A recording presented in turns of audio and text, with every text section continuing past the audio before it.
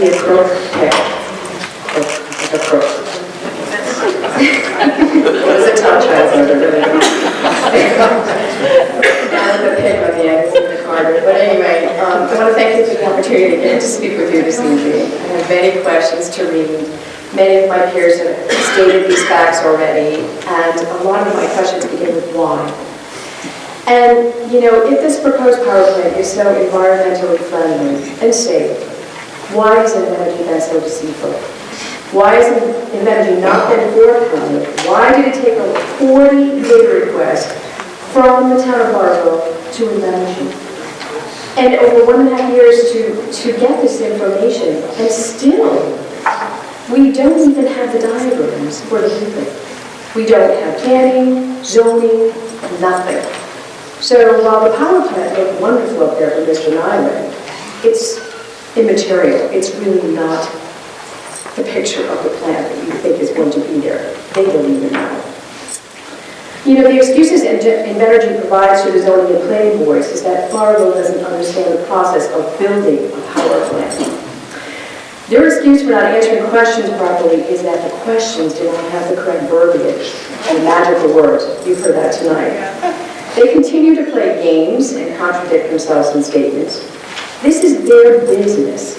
It's not a game. They should know the answers and understand the questions we're asking. This isn't the first plant they built, right? So in Invenergy's words, again, they also say the water plant didn't change.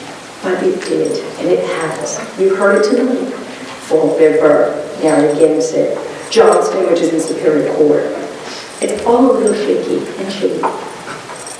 So, you know, I hope that also with the water demand, we don't know exactly what they're going to need. They don't know what they're going to need. So I hope that the MSP, if God forbid, this is passed, you put a cap on the water that they use annually. Because this is going to be a problem for everyone in the state.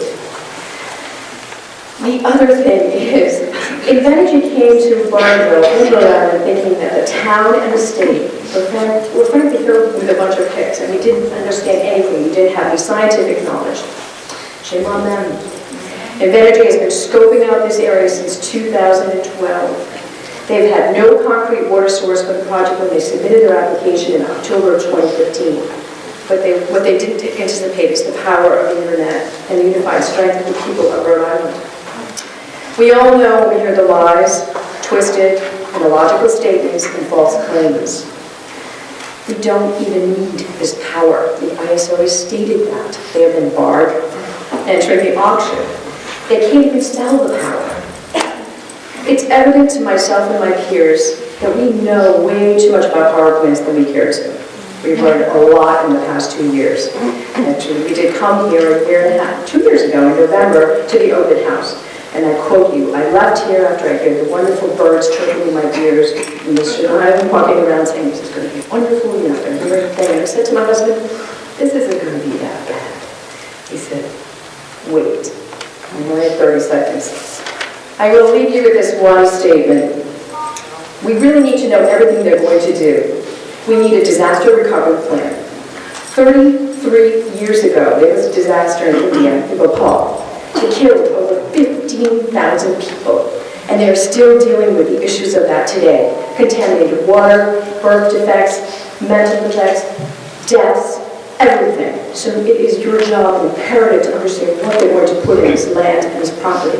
And I beg of you, please do not select this. Happy holidays. Thank you, ma'am.